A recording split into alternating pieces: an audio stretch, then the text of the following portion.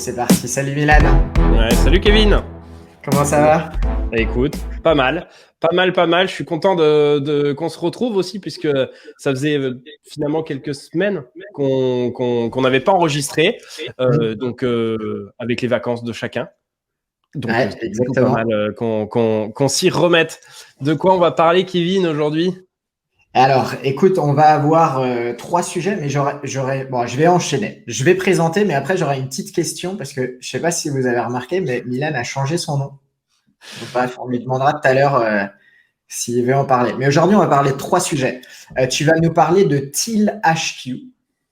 Je vous en dis pas plus. Ils ont fait une jolie levée de fonds. C'est du no-code. Milan, tu vas nous parler de ça. Carrément. Moi, je vais vous parler d'une plateforme que j'ai déjà évoquée il y a quelques semaines et je vais en reparler, mais principalement parce qu'il y a quelques semaines, on s'était questionné sur l'intérêt de cette plateforme et il semblerait que ça fonctionne plutôt bien pour le fondateur depuis, c'est Tiny Acquisitions. Et on finira avec le sujet de fond, comme d'habitude. Deux petits sujets pour commencer, puis ensuite un sujet de fond où avec Milan, on se pose quelques questions et puis on débat. Et aujourd'hui, on va parler contenu et on va se poser la question de en quoi créer ton propre média. Et on définira qu'est-ce que peut être un média à ton échelle, peut participer à ton business. Concrètement, si t'es pas comme Doctolib et que t'as pas 450 commerciaux, c'est ouf quand même, à ta disposition, qu'est-ce que tu peux faire pour te faire connaître aujourd'hui et faire en sorte de développer ton business, que tu sois en phase de MVP ou que tu sois en phase de croissance. Ça te va comme plan? Ouais, chaud, carrément. Je suis hyper chaud. Bon, parfait. Du coup, avant d'attaquer, Milan Boigard, Uncode School, c'est plus No Code Station que tu nous mets en avant. Alors si, il y a effectivement toujours No Code Station, ça reste effectivement la newsletter toujours sur le No Code que je sors de manière hebdomadaire, la même newsletter de la même qualité que Dot Market, qui est chaque semaine sortie dans vos boîtes mail. Mais effectivement, aujourd'hui, je travaille sur un projet qui est plus gros que celui d'une newsletter, qui s'appelle Uncode School et qui est dédié en fait à faire de la formation au No Code. Je travaille pas mal dessus en ce moment. Il va être question de plateforme, d'enseignement, de bootcamp. Je travaille énormément sur le sujet en ce moment avec pas mal de partenaires. C'est assez intéressant. On va le mettre de côté pour l'instant parce que j'ai pas mal de choses à annoncer, mais surtout vers la rentrée. Et à la limite, c'est vrai que je profiterai sûrement de notre émission peut-être de rentrée. On pourra faire des points aussi sur nous on en est d'un point de vue entrepreneurial. Peut-être que ça peut vous intéresser. Finalement, les sujets qu'on évoque Kevin et moi, dans No Code and Money, c'est aussi des sujets sur lesquels nous, on a été confrontés sur nos précédentes boîtes ou auxquels on est confrontés aujourd'hui. Et je pense qu'effectivement, ça pourrait peut-être vous intéresser de savoir, en fait, aussi comment nous, on se débrouille dans nos entreprises et quelles sont nos problématiques, puisqu'on en a des problématiques. Et donc, je pense que peut-être ça pourrait faire l'occasion à la rentrée de pouvoir en discuter ensemble, si ça te dit. Allez, petit teasing du coup pour la rentrée, on en saura plus sur Uncode School à ce moment-là. Et dans ce cas-là, on enchaîne avec Teal. C'est quoi Teal? Qu'est-ce qu'ils ont fait? Ouais, Teal, je voulais t'en parler parce que ils ont levé récemment 5 millions de dollars. Alors, tu vas me dire, on est un peu dans la phase où tout le monde lève de l'argent, tout le monde va dans l'espace en ce moment, donc visiblement même 5 millions, c'est vraiment, on devrait même pas en parler. Sauf que ce qui m'a pas mal marqué ici, c'est que c'est un produit qui a été développé avec un produit no-code que certains connaissent, qui s'appelle Bubble. Et qui a permis en fait de lever 5 millions. Ce qui est assez intéressant en fait, c'est qu'ils ont utilisé alors plusieurs stacks, plusieurs outils pour construire ça, comme Typeform, Webflow, Zapier, Bubble et Circle.so pour toute leur partie comment dire réseau. Mais alors oui, qu'est-ce que ça fait Teal? Teal en fait c'est une plateforme de recherche de jobs personnalisés. En gros c'est une boîte de recrutement, donc rien de particulièrement dingue finalement sur le sujet. L'idée est pas folle et pas particulièrement innovante non plus. Alors eux ils visent un peu l'innovation parce que finalement ils ont une extension Chrome qui visiblement permet de te mettre en favori les jobs que tu trouves et d'avoir un suivi. Bon, je pense que finalement c'est quand même de la tech, de la petite tech c'est pas particulièrement incroyable, mais ça montre quoi? Ça montre qu'aujourd'hui, si tu utilises des outils no-code, c'est des outils qui te permettent d'aller plus loin et de lever. Finalement, visiblement, pour des investisseurs, en termes de tech, c'est suffisant puisqu'ils ont montré qu'ils avaient réussi à avoir une traction. Moi, des chiffres que j'ai vus, ils ont environ 11 000 personnes qui sont déjà sur leur plateforme. Donc, en fait, ils ont déjà fait de l'argent avec. En termes de business model de la plateforme de recrutement, c'est qu'en règle générale, ils mettent en relation donc entreprise et candidat et ils prennent un fees, donc une commission sur le salaire du candidat lorsqu'il est embauché. Alors, il y a plusieurs business models, mais c'est souvent un business qui est, ça se fait souvent de cette même manière. Mais on pourra en envisager effectivement d'autres avec un abonnement, par exemple, pour essayer de trouver un boulot et d'être accompagné. Donc ça, c'est des choses qui sont évidemment envisageables. Moi, j'avais trouvé ça intéressant parce que finalement, ça prouve ce qu'on est en train de se dire depuis le début de No Code and Money, c'est que les outils No Code, c'est pas juste pour faire ton MVP et pour démarrer. C'est que finalement, il peut y avoir des vrais produits qui connaissent une vraie traction avec des vrais sous derrière et avec des vrais investisseurs. Alors encore une fois, ici, au niveau de la tech, je pense qu'on n'est pas sur quelque chose d'incroyable, mais bon, bah tu vois, le site, il est plutôt bien exécuté. Et probablement que ça a joué énormément sur la manière dont ils ont levé. Alors évidemment, toi, tu viens juste de découvrir le site, donc je ne sais pas si tu as déjà une opinion sur le sujet, mais je trouve ça assez positif finalement de se dire que le système du VC commence à s'intéresser aux outils no-code, ou en tout cas ne considère pas que les outils no-code pour lancer un projet est un frein dans le cas d'une possible levée de fonds. Ok, question. Tu as raison, je découvre un petit peu le site. On en avait parlé très rapidement, mais j'ai pas eu le temps de creuser réellement le modèle. D'après toi, ils ont 5 millions de dollars, 11 000 personnes, tu dis.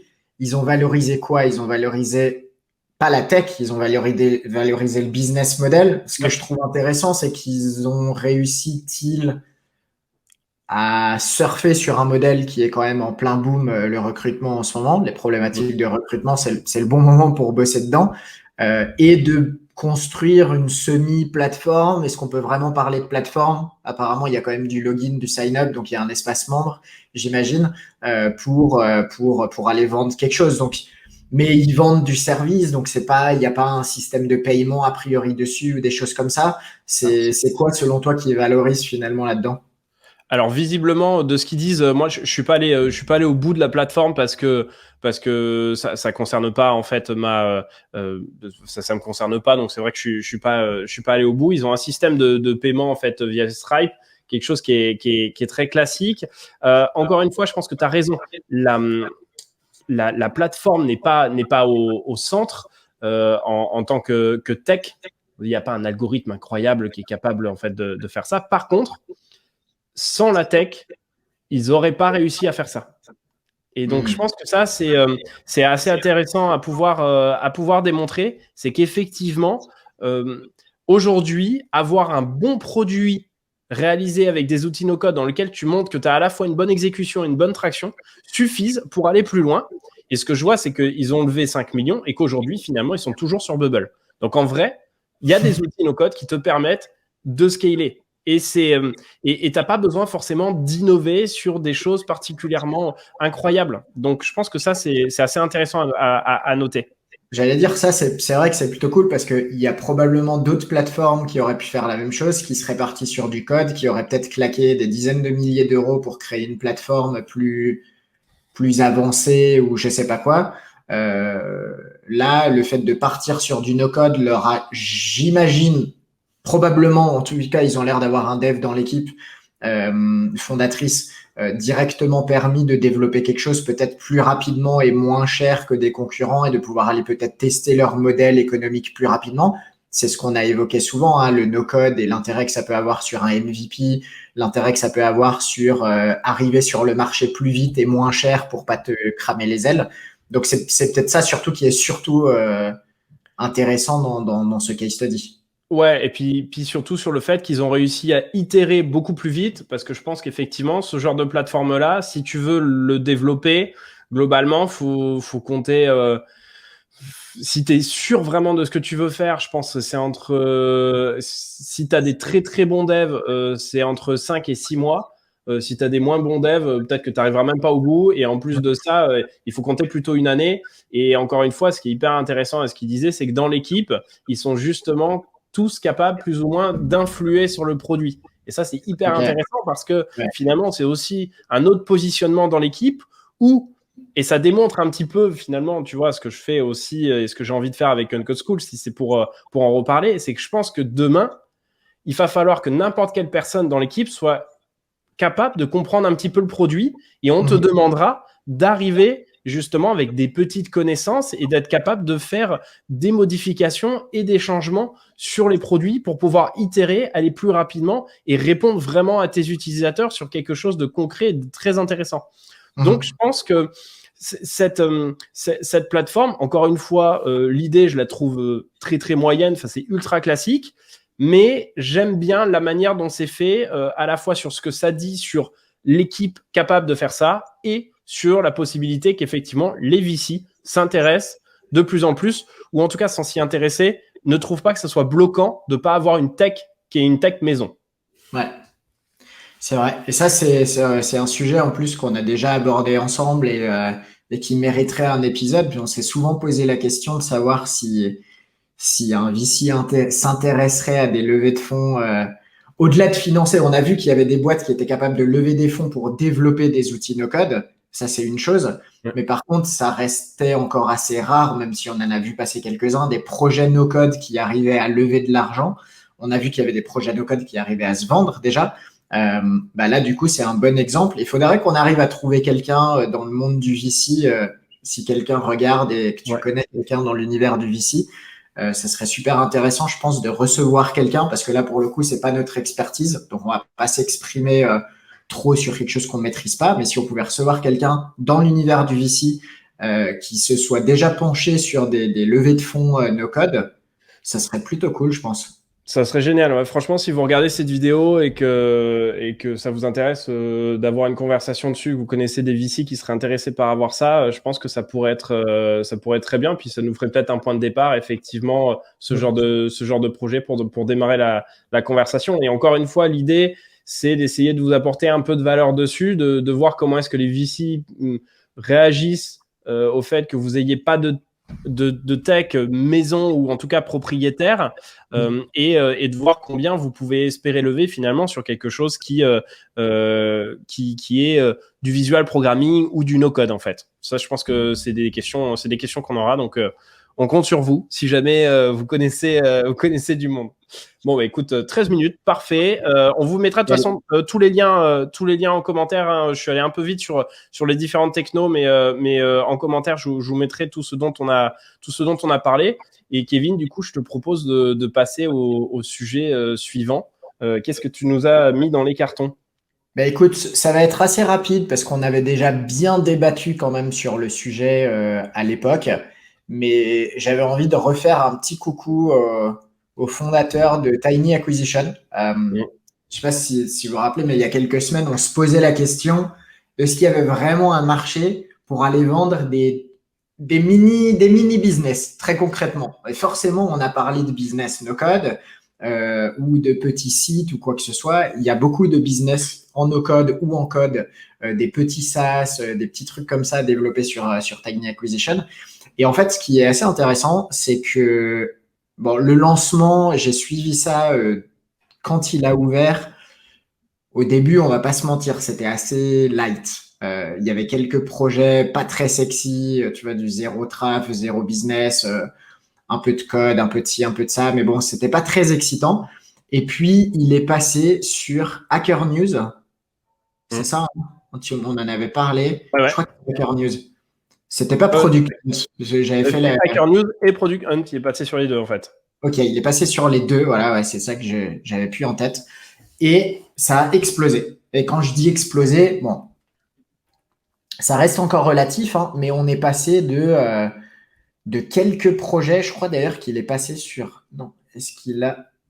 On est toujours en libre service, mais Ouais. voilà, il est passé de 3-4 projets à quasiment une centaine, sachant que là, il y en a qui se sont vendus parce qu'il publie désormais assez régulièrement des business à vendre. Donc, voilà, juste petit congrats, joli lancement. Il y a un marché, je le vois de plus en plus actif sur le partage de Tiny Acquisition qui ont lieu sur son site, sur Twitter. Je pense que le mec a réussi à trouver une audience, en tout cas. Je lui souhaite que ça dure. Euh, il a réussi à trouver un truc qui sort de MicroAcquire, d'ailleurs, qui vient de faire une levée de fonds. Ça aurait pu être un sujet, hein. Mais j'avais déjà choisi celui-ci. Ils ont levé 2,8 millions de dollars la semaine dernière pour accélérer leur croissance. Mais comme quoi, hein, MicroAcquire se développe dans son coin et ça ouvre de la place et ça inspire des plus petits sites qui vont se nicher encore plus. Eux, c'est moins de 5 000 dollars le prix. Et voilà. Est-ce que tu crois pas que finalement, moi je le vois plus comme ça, j'ai l'impression que c'est un angle pour rentrer sur le même marché.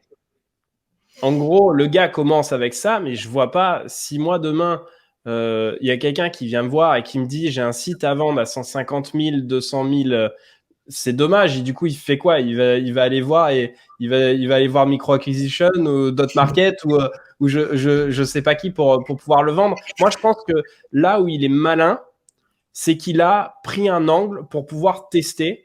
Et effectivement, ce qui est hyper intéressant, c'est que la plupart du temps, et sur les projets qu'il y a, c'est des projets qui valent moins de 5 000 euros. C'est plein de petits side projects qu'ont fait des développeurs ou des no-codeurs. Et tu sais, c'est un peu tous ces trucs, tu te dis, ah tiens, j'ai rien à faire ce week-end, je vais faire ça. Tu le fais, globalement, ça vaut entre 500 euros et 5 000 euros en fonction du temps que tu y as passé.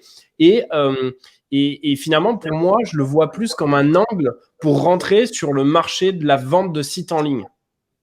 Je vois pas pourquoi il grossirait pas. Et typiquement, ou alors, je vois pas pourquoi sur Micro Acquisition, il pourrait pas être listé en fait les sites qu'il y a ici. Alors, c'est clair que je pense que il y a de moins en moins de chances que ces sites-là soient autorisés sur MicroAcquire parce que Ah. plus MicroAcquire va grossir et je pense plus Andrew, le fondateur, va, va chercher à proposer des sites de qualité peut-être un petit peu supérieure.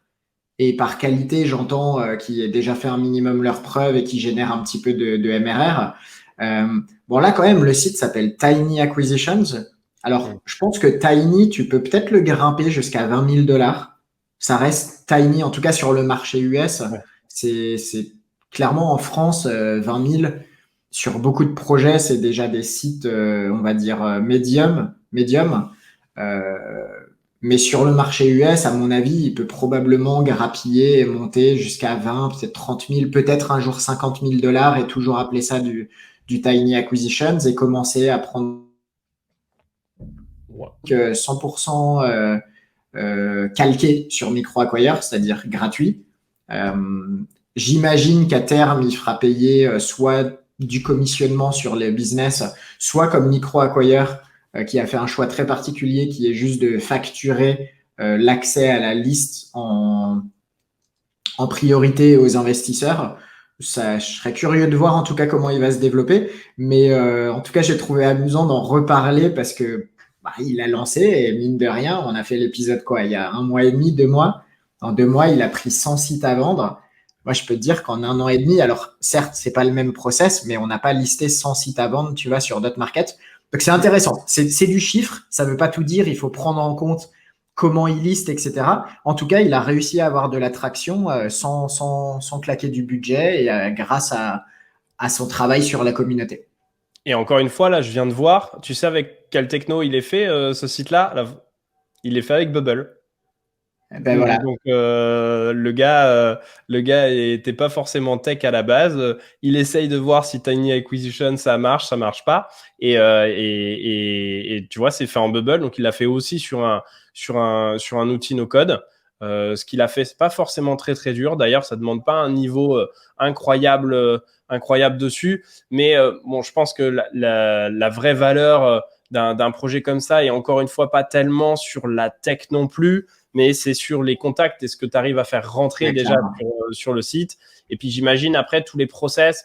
Pour un site qui va se vendre entre 500 et 5000 euros, tu peux pas te permettre de faire des process qui soient aussi énormes. Donc, je pense qu'il n'a pas trop cher de process derrière non plus. Après, c'est le début. Je pense que ça vaut le coup de faire des petits points. Moi, c'est un projet que j'aime bien aussi. Donc, on fera un petit update peut-être dans une prochaine dans une prochaine émission.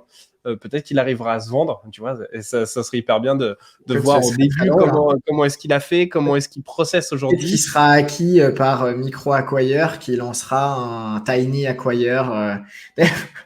Quand même, je voulais te le partager parce que je sais que tu aimes bien rigoler de ce genre d'initiative. Moi aussi, d'ailleurs. Est-ce que tu l'as vu passer, celui-là? Alors là, pour le coup, je sais pas si on peut parler. Est-ce qu'on peut parler de copycat? Je sais pas. Tu veux parler de quoi? Ah oui, tu le vois là en partage d'écran ou pas? Non, attends, pas encore. Alors attends. Ah, il faut peut-être que je le repartage. Est-ce que là, tu vois mon partage d'écran? Pour ceux qui sont sur Spotify, effectivement, toute cette partie ne vous intéresse pas, mais on est sur le live, donc ouais, on donne les URL.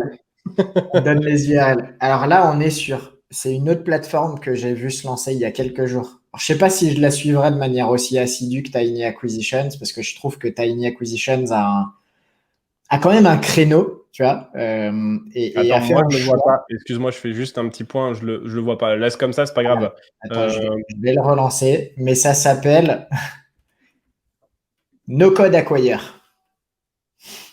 Ok, c'est bon, je vois. Ok, No Code Acquire. Voilà, c'est ma réponse. Alors là, pour le coup, je pense, je sais pas trop quoi en penser, je t'avoue. Bon, on n'y a accès à rien, hein, mais il y a déjà un modèle économique qui est le même modèle que Micro Acquire. Là, pour le coup, on est sur du Micro Acquire Copycat plus. L'idée, c'est basé 100% sur le no-code. Ah, je sais pas trop quoi en penser. Je sais pas si on doit appeler ça un copycat, si on doit appeler ça une bonne idée. T'en penses quoi, toi? Alors, déjà sur la partie copycat de quoi? Ça, oui, ok, bah, c'est copycat de Micro Acquire, probablement, en tout cas au niveau du nom. Pourquoi pas? Encore une fois, je pense que sur ce type de business, toi, tu connais mieux, mais ce qui est important, c'est le listing, en fait. C'est les vendeurs et les acheteurs. Donc, peut-être qu'ils vont réussir à faire quelque chose. Moi, j'aime pas trop le nom, en fait. No Code Acquire. Autant Micro Acquire ou Tiny Acquisition, c'est quelque chose qui me parle bien. Tu vois, on arrive à mettre des chiffres dessus. Donc, tu sais que si ton projet, globalement, c'est un petit side que tu as fait à côté, qu'ils soient en no-code ou pas en no-code, bon, globalement, tu peux aller sur cette plateforme parce qu'il y a des gens qui ont des sous de mettre au maximum 5000 euros sur ton projet. Micro Acquisition, je sais pas jusqu'à combien ils vont, mais globalement, c'est quelque chose qui parle bien. No-code Acquire, en vrai, aujourd'hui, tu vois, je t'ai parlé de Thiel au début. Ils ont levé 5 millions de dollars. Donc forcément, ils sont valorisés beaucoup plus. Ils sont toujours en no-code. Ça veut dire que les gars sont capables, en fait, je sais pas, imaginons la plateforme vaut entre 20 et 30 millions de dollars post-monnaie.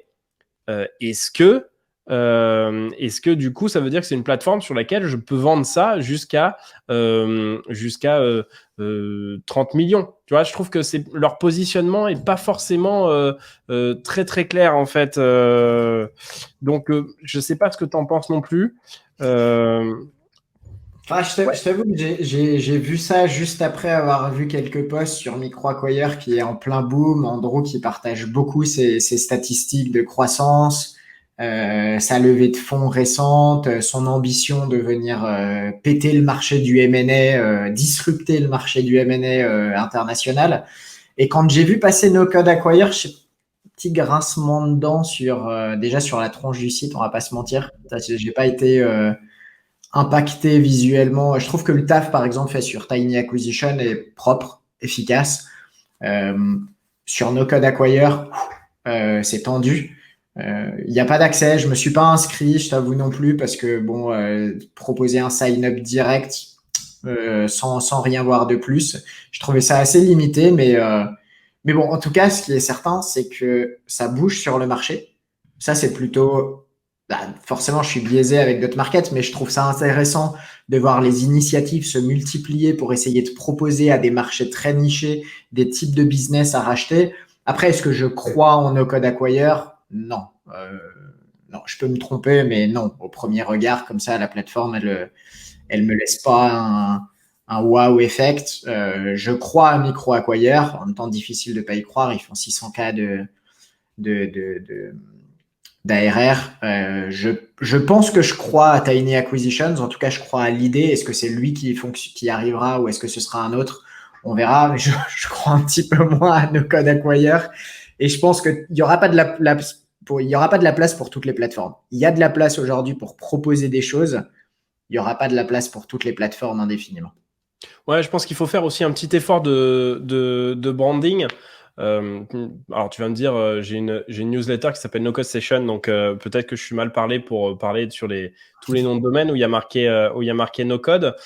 Mais globalement, moi, c'était différent parce que tu vois, sur le branding, en tout cas de ma newsletter, je voulais parler de No Code. Donc, globalement, c'était plutôt clair. Là, le problème, c'est que de vendre des produits no-code, ça fait un peu fourre-tout, quoi. On sait pas trop ce que ça veut dire, pour quel montant on doit y aller. Je trouve que le branding est pas très bon. De mon point de vue, je pense que si j'avais lancé quelque chose comme ça, j'aurais sûrement pas choisi quelque chose autour du no-code. Après, je pense que par contre, le positionnement de dire nous, on ne prend que les projets qui ont été faits en no-code, quel que soit leur valorisation ou le montant qui soit échangé, fine, tu vois, ça va bien. Mais par contre, je trouve que le mettre dans le nom de domaine, il y avait moyen d'essayer de trouver un truc un peu plus sympa, parce que ça sent vraiment le truc qui surfe sur une mode. L'idée, c'est que moi, je pense que le no-code, c'est encore un petit peu le buzz, on commence à s'y intéresser. Et dans les 3-4 années, c'est encore des choses qui vont bien fonctionner. Mais après, ça va vraiment rentrer un peu dans les mœurs. Il y a plein d'outils qui vont être de plus en plus maîtrisés par les gens. Et par conséquent, je pense que ce côté no-code, ça va faire un peu moche par la suite. Tu vois, les gens vont avoir besoin de se raccrocher finalement à une marque. Voilà, en tout cas, niveau branding, pour moi, ça a changé. Encore une fois. En tout cas, bubbleacquire.com n'est pas encore pris. D'accord, c'est bon, vous pouvez acheter ça. Je vous dirais aussi que c'est moche. Point. Donc, si vous pouvez, peut-être qu'à terme, il y aura des plateformes nichées par CMS, j'en sais rien. Bon, en tout cas, bon, on va pas faire des plombes sur ce projet-là. J'étais content de pouvoir vous reparler de Tiny Acquisitions parce que j'aime bien ce qu'il fait. Bon, on parlera pas trop de l'autre. Écoute, 28 minutes, je pense qu'on est bien dans le timing. On est parfait. On va attaquer notre sujet de fond. Je te laisse le représenter. C'est un sujet que tu as proposé, donc vas-y. Ouais, effectivement, c'était un sujet que je voulais qu'on évoque ensemble. Alors, c'est un sujet un peu de fond, mais c'est surtout pour partager finalement tous les deux l'expérience qu'on pouvait avoir dessus. Comment est-ce que je pourrais appeler ça? C'est médias et création de contenu versus business. En gros, l'idée et la problématique, c'est comment on peut faire pour développer son business ou en quoi développer un média peut s'avérer intéressant pour développer ton business si finalement tu n'as pas une armée de commerciaux. Tu t'en parlais en introduction. Doctolib, aujourd'hui, ils ont 450 commerciaux, juste commerciaux. Donc, c'est-à-dire que derrière, il y a quand même tous les ops en fait qui travaillent. On parle juste des commerciaux. Si tu n'as pas cette armée-là, ou si tu n'as pas d'argent pour pouvoir te développer, sur quel canot tu peux te baser pour essayer de démarrer ton business et vendre quelque chose? Parce que c'est cool de faire une landing page, mais c'est pas toujours suffisant quand même pour pouvoir vendre. Et donc, c'est comment est-ce qu'avec la création de contenu, tu peux faire en sorte finalement de gagner tes premiers prospects et de démarrer ton business. Donc là, en fait, ce dont on ne va pas parler, c'est du recrutement de commerciaux. Et ce dont on ne va pas parler, c'est des ads, pour le coup. Parce que les ads, c'est pareil, c'est payant. On va essayer de partir sur comment Kevin et Milan, quand ils démarrent un business, par quel biais par quel biais on prend ça. Je démarre et puis ensuite comme ça nous permet de voir ça ensemble. Vas-y go, parce que moi je suis en plein dans la problématique de recruter des commerciaux et de lancer des ads. Mais justement, ça serait intéressant. C'est la seconde step. Et effectivement, on ne l'a pas fait la première année et on a commencé il y a 2 mois la pub, pour te dire. Mais parce qu'on a du budget maintenant, qu'on a le cash flow pour les équipes et pour recruter, mais c'est certain que je l'aurais pas fait la première année. Peut-être un peu frileux, peut-être réattribution de budget, peu importe. Tout se discute. Il y a des gens qui aiment bien lancer un business avec de l'ADS et je pense que ça vaut le coup aussi parce que du bon trafic qualifié vers la bonne landing, ça peut permettre de lancer un business.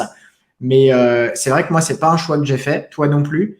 Et c'est certain que si on en est là aujourd'hui, c'est principalement grâce à la création de contenu. Ouais, moi, la manière dont je réfléchis en fait au début en lançant un business, je me dis qu'en fait avec de l'ADS, ou dès que tu payes et dès que tu as de l'argent, en fait tout devient plus facile. Et c'est inévitable. Avec de l'ADS aujourd'hui entre Facebook et Google, c'est tellement surpuissant que tu vas forcément, à partir du moment où tu as trouvé ta cible, tu vas pouvoir en fait la targeter comme il faut et lui vendre ce qu'il faut. Mais je pense que dans un premier temps, finalement, tu vas dépenser un peu de l'argent en l'air parce que tu n'as pas défini ta cible, tu ne sais pas ce qui va intéresser les gens et finalement, tu n'as pas vraiment fait de branding. Donc, en fait, tu es une marque qui n'existe pas et tu es un peu comme les autres. Donc, qu'est-ce qui va faire vraiment la différence ?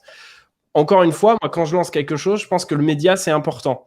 Ça peut être plusieurs choses. Ça peut être lancer un blog qui est reconnu, sur lequel vous écrivez régulièrement. Encore une fois, si vous écrivez juste 3 posts de blog, vous n'avez pas un blog. En fait, vous avez juste des articles qui traînent sur Internet, mais c'est pas ça qui fait un média. No offense. Désolé. Non, parce que je pense qu'on en parlera, mais encore une fois, si tu choisis vraiment cette option, ça veut dire qu'en fait, tu dois te buter pendant 1 an, 2 ans, 3 ans à vraiment créer de la qualité et de manière régulière. Parce que si c'est juste en fait pour faire ça pendant 2 mois, encore une fois, ça n'a pas d'intérêt et ça n'a pas de sens. Donc moi, je pense qu'il y a différents canaux que tu peux faire gratuitement. Alors, soit tu aimes bien écrire et avoir un blog, c'est hyper intéressant parce que ça, derrière, il y a toute la partie SEO. Je sais pas si on va pouvoir en discuter, mais moi, c'est un point sur le SEO sur lequel j'ai toujours mis l'accent dessus parce que ça m'a permis de toucher une cible que je connaissais pas forcément, avec qui pouvoir échanger et avec qui potentiellement faire du business par la suite. Donc ça, c'était hyper intéressant, mais tout le monde n'aime pas écrire. Donc après, tu as l'opportunité finalement de mettre en place une chaîne YouTube ou de mettre en place un podcast. Si tu préfères finalement que la voix, c'est plus pertinent pour toi, ou que la visio, c'est plus pertinent dans tel ou tel cas, je pense qu'il faut pouvoir tester ça. Il y en a un autre que nous, on a mis en place et je pense qu'il fait partie intégrante de notre stratégie. Donc, je vais parler pour moi, puis après, du coup, je te laisse parler pour toi. Le cas de la newsletter. Alors, on a déjà fait tout un épisode sur la newsletter, donc on ne va pas rentrer autant en détail que ce qu'on avait fait avant. Mais globalement, moi, évidemment que la newsletter, c'est la première étape de la stratégie que j'ai sur mon projet Uncode School. Forcément, c'est là-dessus que je me suis basé et ça fait 1 an et demi que j'écris toutes les semaines sur ce sujet. Toi, c'est pareil. Alors, est-ce qu'on peut se baser que dessus ? Non, parce que ça permet d'avoir une première communauté, d'échanger avec les gens, potentiellement de faire du business avec eux. Dans mon cas, ça a été mon cas avec moi. Et puis, j'ai surtout pu... ça me permet en fait d'entretenir un contact avec une cible de personnes qui seraient intéressées sur mon prochain business. Et puis, finalement, d'avoir ce côté un petit peu building public qui est un peu en vogue en ce moment. Alors, le building public, c'est quand tu construis ta boîte au fur et à mesure et que tu partages les chiffres et que tu es un peu transparent avec un peu transparent ou complètement transparent d'ailleurs avec les personnes sur combien tu gagnes, combien tu as d'abonnés, etc. Donc, je pense que ça, c'est des choses qui peuvent être intéressantes. Et en fait, si j'en parle aujourd'hui, parce que le sujet peut paraître un petit peu bateau peut-être par rapport à ceux qu'on a fait avant, mais c'est que finalement, il y a très, très, très peu de boîtes qui se mettent sur ce créneau-là et qui veulent directement passer sur du business, de l'ADS ou autre, alors qu'en vrai, construire une audience grâce à un ou plusieurs médias, je pense que ça, c'est vraiment hyper fort. Et si Ouais. l'entretien par la suite, en fait, ça te donne une force complètement incroyable et ça constitue en fait ton branding par la suite. Donc, bon, en tout cas, on peut commencer à échanger sur ça, mais c'est vraiment la manière dont je pense. Et puis, encore une fois, il vaut mieux au début avoir pensé. Comme une personne qui n'a pas d'argent et comment est-ce que tu pourrais te démerder quand tu n'as pas d'argent. Parce qu'en vrai, quand tu as de l'argent, tout devient à la fois plus facile parce que tu as beaucoup d'argent et en même temps plus difficile parce que tu peux aussi faire n'importe quoi parce que finalement, tu connais pas ta cible et du coup, tu vas dire, je vais mettre de l'argent à droite, à gauche, etc. Et finalement, tu vas cramer tout ton cash sur des choses qui n'ont pas de valeur puisque tu n'as pas de data précédemment pour pouvoir te baser sur à quel endroit mettre ton cash. C'est une stratégie qui se vaut comme une autre. Je pense que effectivement, dans le cas de ceux qui font peut-être du dropshipping, là pour le coup, ça vaut le coup en fait, par exemple, de faire de l'ADS à fond. Moi, c'est quelque chose que j'ai pas particulièrement fait, donc que je connais un petit peu moins bien. Mais je pense que avoir cette technique de réflexion, je vois trop peu de boîtes qui l'ont, alors qu'en vrai, de mon point de vue et sur toutes les boîtes que j'ai montées avant, c'est ce qui a fait en sorte que mes projets arrivent à décoller. Donc, je te laisse me dire pour toi comment est-ce que tu vois ça, mais c'était un peu mon premier point de vue sur le sujet. Ah, évidemment, je suis un peu plus tempéré sur le mitigé, sur les tempéré, bref, peu importe, sur l'aspect pub. Ah, j'ai jamais fait de la pub pour lancer une activité, euh, mais je pense que c'est très complémentaire. Après, ça demande des skills et une compréhension effectivement de qui est ton audience. Parce que finalement, c'est peut-être un petit peu ça aussi, tu vois, comment tu choisis sur quel média tu vas te lancer, comment tu choisis où est-ce que tu vas créer du contenu. Ça, c'est une vraie bonne question à te poser. Et en fait, la réponse, il faut la trouver à l'extérieur, mais aussi quand même pas mal en toi, je trouve. Euh, je m'explique. Il faut que tu connaisses ton audience. Clairement, si tu sais pas qui est ton audience, tu auras du mal à découvrir où est-ce qu'elle est. Je vais reprendre l'exemple de Dot Market, c'est le plus simple. Après tout, c'est quand même le seul business aujourd'hui où je crée vraiment du contenu. Mais si aujourd'hui, je comprends pas avec qui je veux travailler, et moi, mon travail sur Dot Market, c'est principalement d'aller recruter des acheteurs, tandis que Mayan travaille plus sur le fait d'aller recruter des vendeurs. Euh, si je dois travailler sur aller recruter des investisseurs, il faut que je comprenne qui peut logiquement aujourd'hui investir dans un site internet.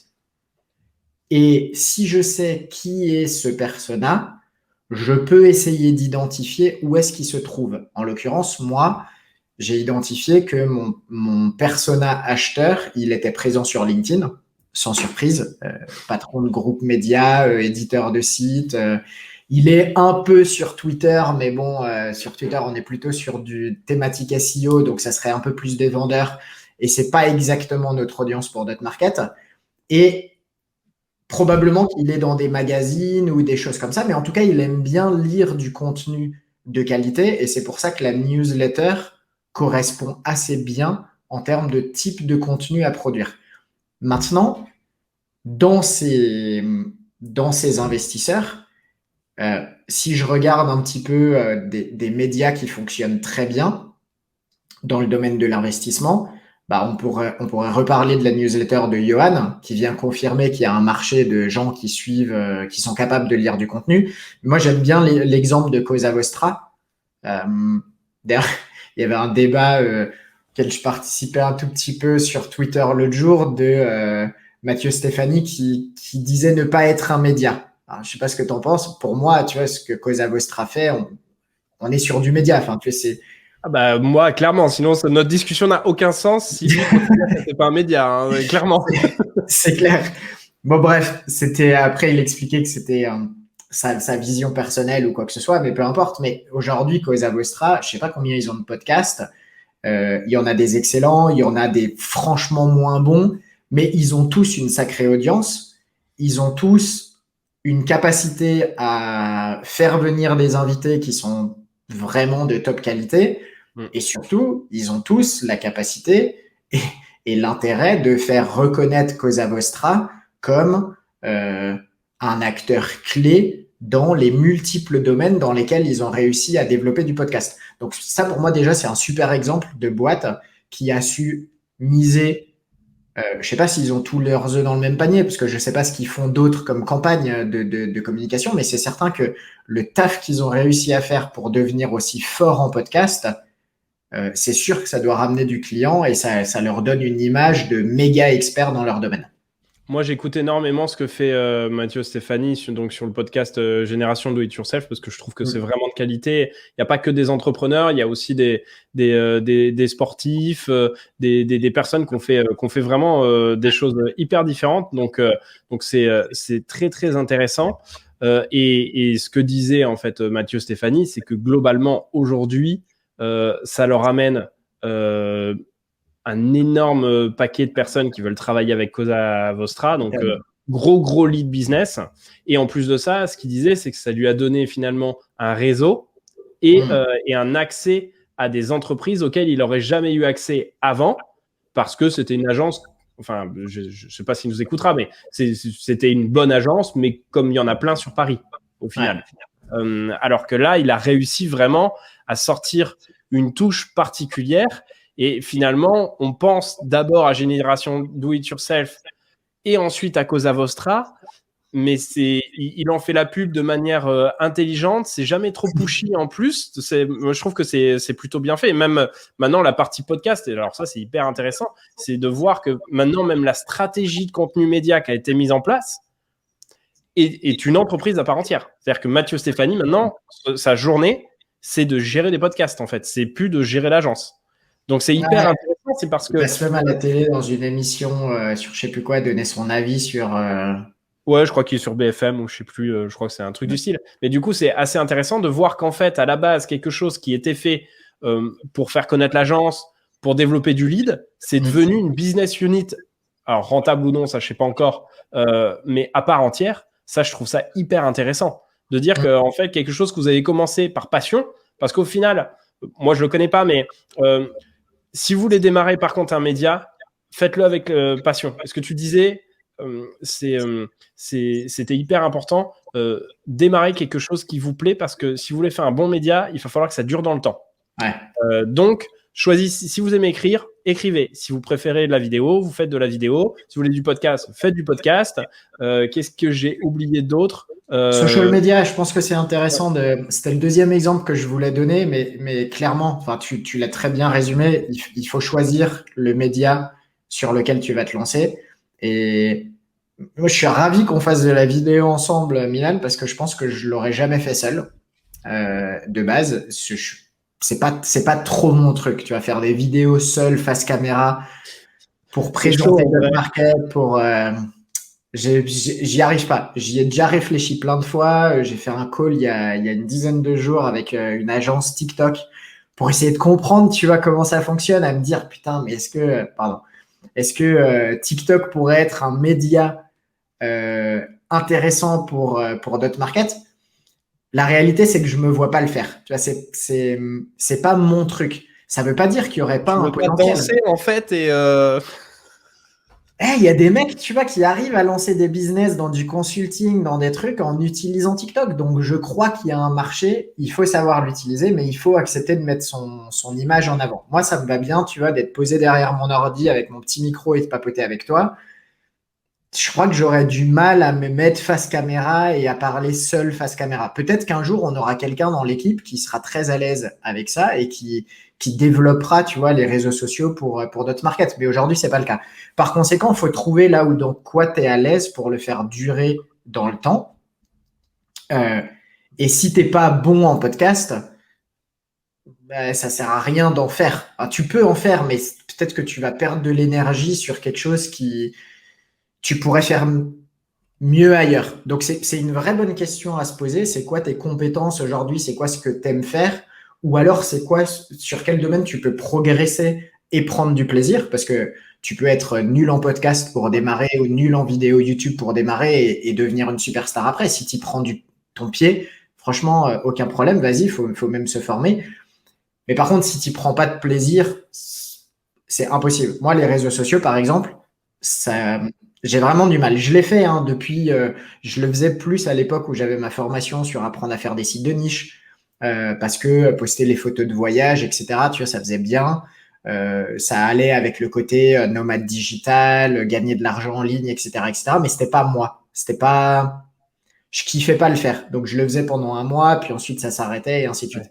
Mais j'avais cet échange tout à l'heure, d'ailleurs, avec quelqu'un à Montpellier qui donne des cours de yoga, qui fait des retraites yoga, qui fait du massage, etc., et qui utilise principalement une newsletter et Instagram pour publier du contenu. Bah, aujourd'hui, Instagram est un média. Avec les photos, avec les textes et surtout avec les petites vidéos, techniquement, tu peux développer une sacrée audience qui va propulser ton business si tu l'utilises correctement. Donc, chaque média ou social media, alors ça s'appelle social media, aura ses avantages et ses inconvénients. À toi de trouver dans lequel tu seras le plus à l'aise. Moi, je suis à l'aise à l'écrit. J'aime bien lire, j'aime bien écrire.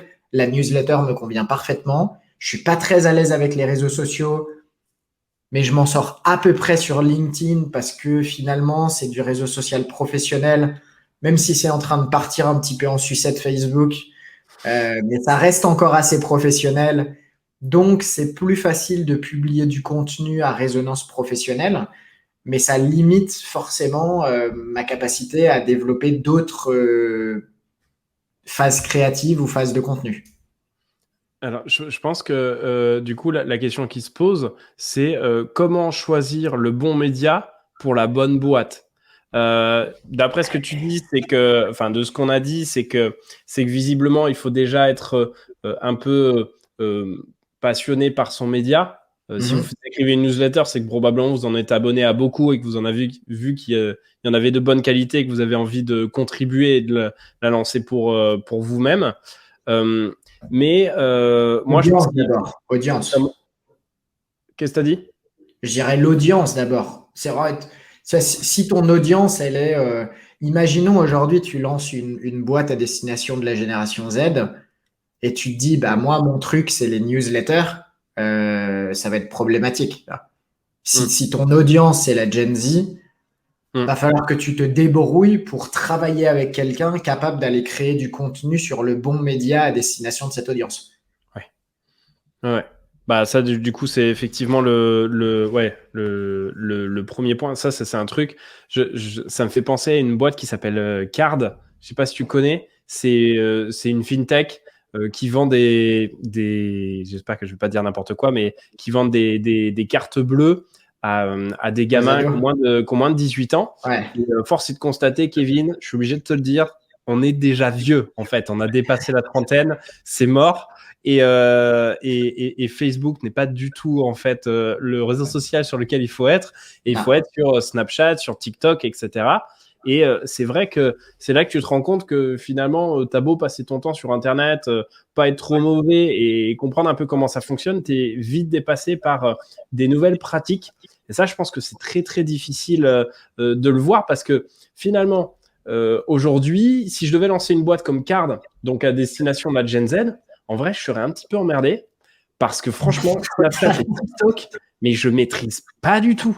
Non. Et en fait, je pense que c'est difficile de trouver qu'est-ce qui se passe si jamais tu développes Card ou que tu développes une fintech ou une insurtech, j'en sais rien, à destination de la Gen Z, c'est-à-dire la nouvelle génération qui a globalement moins de 20 ans.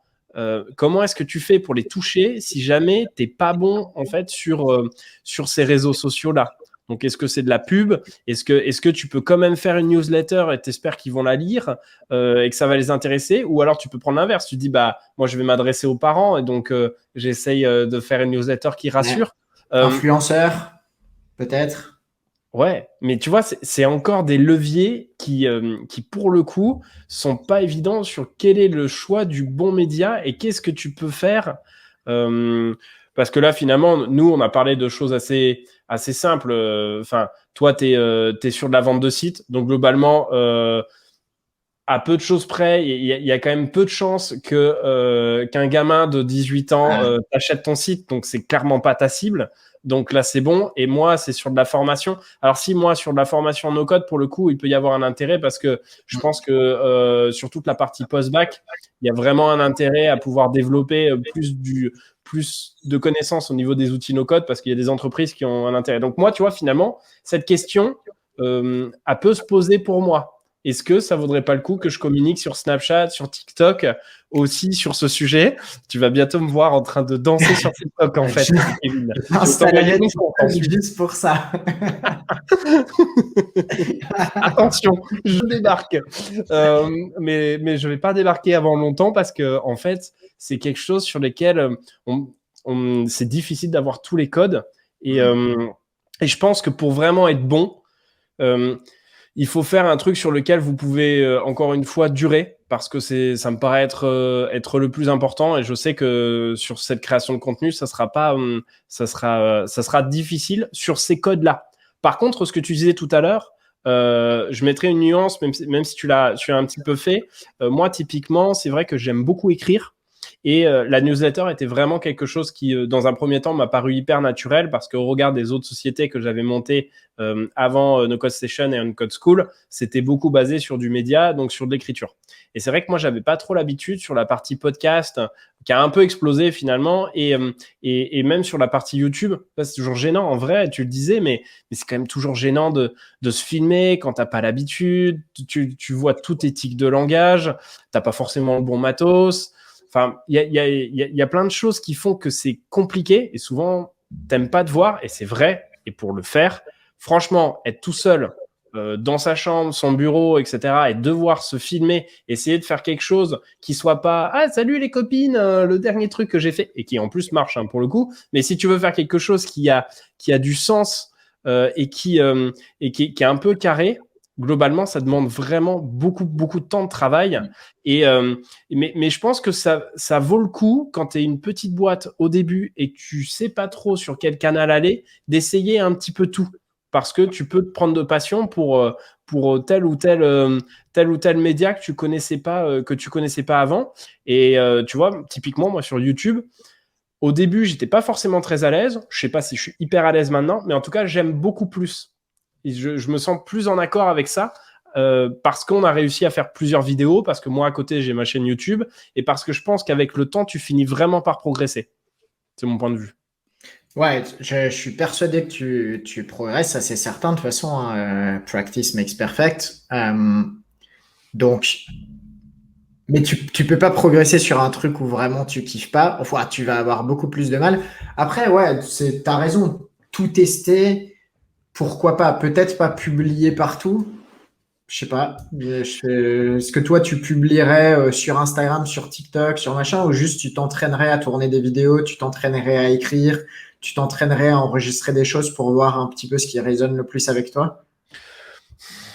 Je pense que tu peux aller chercher ton audience sur plein d'endroits. La réalité, c'est qu'après que tu n'as que 24 heures dans une journée, donc au bout d'un moment, il ne faut pas non plus multiplier les trucs. Mais globalement, si tu as déjà quelque chose d'écrit et quelque chose de visuel, globalement, quelque chose d'écrit, tu peux t'en faire de la newsletter, tu peux faire un média avec du SEO dessus, donc c'est bon. Si tu as quelque chose de visuel, tu peux le publier sur YouTube et tu peux en faire, et c'est ce qu'on fait exactement sur Spotify. N'hésitez pas à venir vous abonner. Et sur Spotify, ce qu'on fait, c'est que finalement, notre média visuel, donc sur YouTube, on le met aussi en sonore. Donc vraiment, déjà avoir ça sur les deux, ça peut être intéressant. Et je pense C'est vrai que ça, c'est un bon point. C'est un nom en anglais. Repurposed content, je crois, un peu comme ça. Où le principe, c'est qu'effectivement, maintenant, il y a même des tools qui se spécialisent dans le fait de lire avec une voix off un article ou inversement de réécrire un enregistrement que tu aurais pu faire. Et c'est vrai que si on poussait le truc jusqu'au bout et qu'on voulait être présent sur plus de réseaux, on pourrait très bien reprendre cette heure de content qu'on fait ensemble et là-dedans, il y a de l'article. Moi, c'est ce que je fais avec la newsletter, par exemple. Le sujet du jour, en général, il finit sur le blog, en article un peu plus approfondi. le sujet qu'on aborde là, techniquement, ça pourrait probablement faire un article sur un blog entrepreneurial ou quoi que ce soit. Les petites séances de partage pourraient peut-être faire des mini-vidéos pour YouTube, des mini-vidéos pour Instagram, des mini... Après, c'est du taf.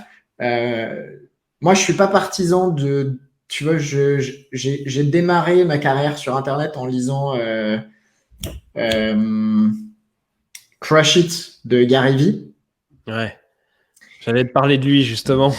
Je suis assez mitigé parce que lui, il a une approche de faut publier partout, tout le temps.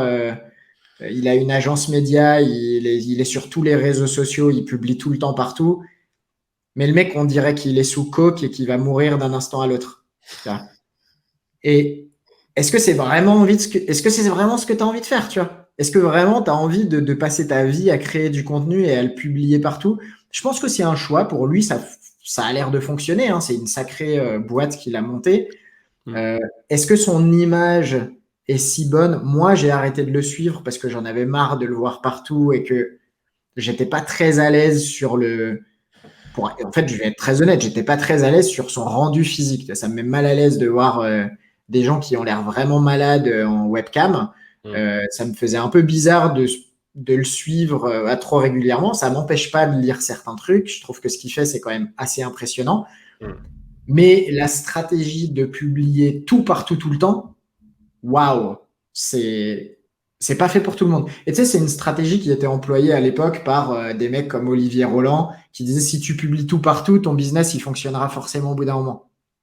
J'en suis pas persuadé. Je pense que vraiment, faut savoir où est ton audience. Et si tu kiffes faire des trucs sur différents médias, bien sûr, fais-le, c'est tant qu'à faire. Mais quand même, à la fin, on est quand même là pour essayer d'avoir de la rentabilité sur le business, de rentabiliser le temps passé, de pas se cramer la vie à être tout le temps en production de contenu si ça rapporte rien. Il y a d'autres priorités. Le perso, le pro, c'est quand même bien de rappeler qu'avoir un équilibre, ça peut permettre aussi de faire perdurer son business. Et du coup, trouver exactement où est ton audience et le connecter à où est-ce que tu aimes produire du contenu, à mon avis, ça élimine déjà pas mal d'options et ça te donne un cadre ou un fil conducteur qui est intéressant à suivre. Clairement. Étant donné que je pense que vraiment, ce qui est important, c'est d'essayer de donner de la valeur à ce que vous faites. Si publier, pour juste être présent, ça vaut pas le coup.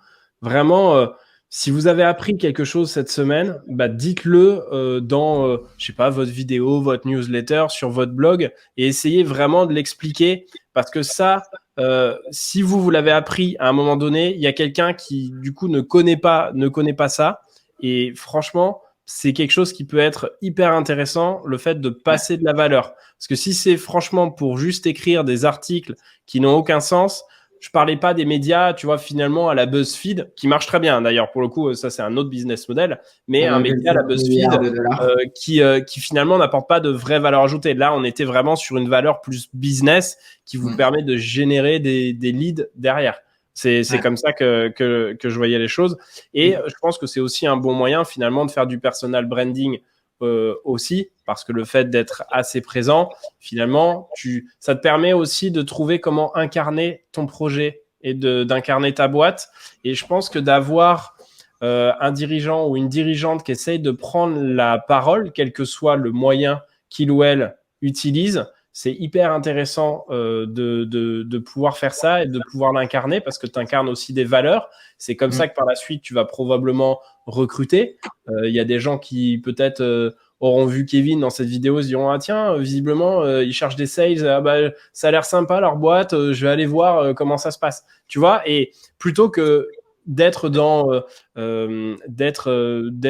un énième Indeed, en fait, où tu cherches le prochain stagiaire, sales ou RH dans ta boîte, où finalement tu connais pas quelqu'un. Donc je pense que le fait d'être présent aussi sur un média, ça permet vraiment d'incarner la boîte. Ça serait finalement dommage de passer à côté, parce qu'en vérité, si tu trouves ce qui t'intéresse, eh ben, c'est une belle opportunité pour démarrer. Et donc, je pense qu'on va faire un chapitre sur les dates, mais voilà. pour finir sur une moins négative, note négative sur Gary Vaynerchuk, il y a quand même un conseil qu'il donne et qui est vrai, parce qu'il arrive à créer du contenu partout, mais il explique quand même très bien, et ça, il faut lui rendre, que chaque média a sa typologie de contenu, ses formats, ses règles, et que par conséquent, tu peux pas juste en réalité, je disais tout à l'heure, on pourrait repurpose this content, le couper, etc. On pourrait, mais la réalité, c'est que ça fonctionnerait pas aussi bien qu'un contenu qui aurait été pensé Ouais. pour le média TikTok, donc avec les codes TikTok, qu'un contenu qui aurait été créé en sautant toutes les bonnes lignes et en mettant assez d'émoticônes pour LinkedIn, qu'un contenu qui, tu vois, tout ça, c'est quand même des codes à suivre. Et voilà, donc, et s'approprier les codes, être à jour sur les codes, suivre les algorithmes, etc., quand il y en a, c'est quand même un sacré boulot, pas à temps plein, mais ça prend du temps. Euh, Ça vaut le coup de trouver celui où tu vas prendre ton pied quand même pour continuer à progresser et à générer du business sur du long terme. Ouais. Je finirai peut-être par un dernier exemple parce qu'en fait, ça me vient maintenant, mais bah, c'est vrai que c'est une boîte finalement que tout le monde connaît, donc j'ai pas besoin d'y passer des heures. Mais la stratégie dont tu parles tout à l'heure, ça a été clairement la stratégie de The Family. The Family, qui s'est passé, ils sont arrivés à un moment donné où ils se sont dit les VC arrivent peut-être pas assez à intéresser les entrepreneurs. On fait pas des bons entrepreneurs en France, alors qu'aux États-Unis, ils arrivent à sortir des entrepreneurs et des entrepreneuses qui sont incroyables. Pourquoi ça marche pas? Leur constat, c'est parce que finalement, les entrepreneurs et les entrepreneuses n'étaient pas du tout éduqués à l'entrepreneuriat. En France, on n'a pas cette culture d'entrepreneuriat.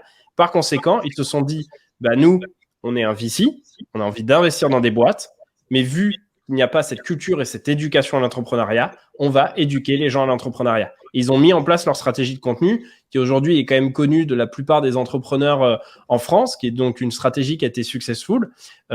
Et je pense que dans chaque domaine, tu peux vraiment arriver à choisir, à mettre en place ces stratégies.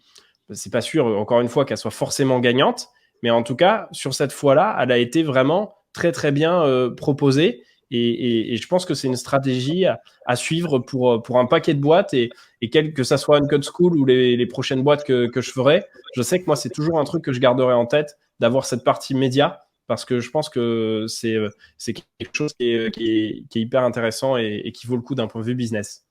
Et Voilà. c'est une bonne manière de faire du fake it until you make it plus ou moins qualitatif. Il y avait une vidéo là-dessus intéressante de Yann Leonardi qui analyse certains business models ou certains, et qui analysait le business de Yomi Denzel. Alors, bon, on va pas parler de Yomi Denzel, c'est pas l'objectif, mais je trouvais ça intéressant parce qu'il expliquait en quoi la stratégie de contenu d'une personne pouvait lui permettre de faire du fake it total, mais que à partir du moment où éventuellement you make it, finalement toute cette partie fake it, Ouais. c'est pas grave, tu vois, et je vais pas dire que c'est ce qu'on fait, mais moi, tu vois, j'ai créé beaucoup de contenu sur l'achat-vente de business avant que réellement on puisse dire we made it avec Dot Market, tu vois. On a créé beaucoup de contenu sur des mois où on faisait pas des ventes très excitantes, tu vois. C'est pas très excitant d'être break-even. Ça devient excitant quand tu commences à faire des jolies ventes. Mais en attendant, c'est pas grave. On a quand même continué à créer du contenu et on a probablement acquis de la notoriété et de la crédibilité sur une partie qu'on pourrait qualifier de fake dans le sens où elle ne se concrétisait pas par du business pur et des retombées financières. Et maintenant qu'on a des retombées financières un petit peu plus intéressantes, bah ça va venir, tu vois, personne ne le sait, bah si, parce que je le dis aujourd'hui en vidéo, mais peu importe. C'est ce que je trouve intéressant, c'est que quand même pendant un an, on a réussi à bâtir une image de marque. Et moi, je répétais tout le temps à mon équipe en interne que c'était cool, on passait dans des podcasts, on était interviewés, on avait de plus en plus de personnes qui prenaient contact avec nous, qui lisaient la newsletter, qui s'inscrivaient pour être sur la liste investisseurs, qui nous contactaient pour vendre des sites. Mais que la réalité, c'est que le temps que tous nos process soient en place, que on gagne réellement la confiance des gens, bah, ça a mis des mois et des mois et des mois. Et pendant ces mois-là, le business n'était pas très excitant. Et on avait probablement plus de hype que la réalité business en bout de course. Et il a fallu du temps pour que les deux se rejoignent un petit peu et s'équilibrent. Et il y aura peut-être encore des hauts et des bas, mais mine de rien, le média continue de faire en sorte que tu sois perçu comme un expert dans ton domaine, une boîte qui est sur la bonne tendance et ainsi de suite. Donc, produire du bon contenu pour le fake it, tant que tu le make it à la fin, c'est cool. Top. Écoute, je pense qu'on peut s'arrêter là pour le coup, sauf si tu as quelque chose à ajouter. Moi, je me sens OK là par rapport à ce qu'on a dit. Donc, je pense qu'on est pas mal. Petite conclusion. C'est l'heure de ta petite conclusion. Exactement. Eh ben, on va conclure dessus. J'espère que ces 3 sujets vous auront intéressé. En tout cas, Kevin, c'était trop cool. Du coup, déjà, d'une part, de pouvoir reprendre No Code and Money pour se remettre un peu dans le jus. Là, on va continuer à publier toutes les 2 semaines avant quelques petites vacances. Et puis, à la rentrée, on vous prépare des petites surprises un peu sympas. Donc, mais on aura l'occasion d'en reparler. Si le sujet vous a intéressé, n'hésitez pas en commentaire à nous poser des questions, à interagir avec ça ou à écrire à Kevin ou à moi ou Kevin et moi sur ces sujets-là. Ça nous fait hyper plaisir à chaque fois de pouvoir échanger et de vous rencontrer. Et puis si vous avez d'autres idées aussi, d'autres sujets, là on en a mis pas mal dans le Notion par la suite, mais on est très preneur effectivement de prochains sujets, notamment par exemple autour des VC comme on en a discuté tout à l'heure.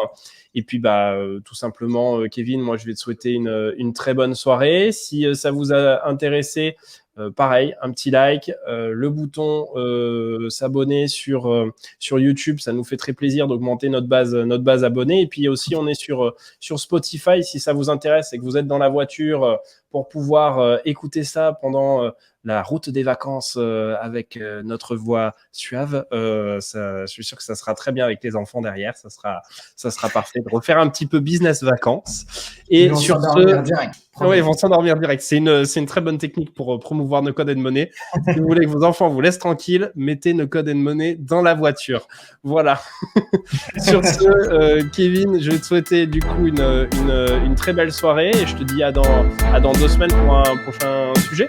Allez, on fait comme ça. Merci à tout le monde et à la prochaine. Ça marche. À plus, bye.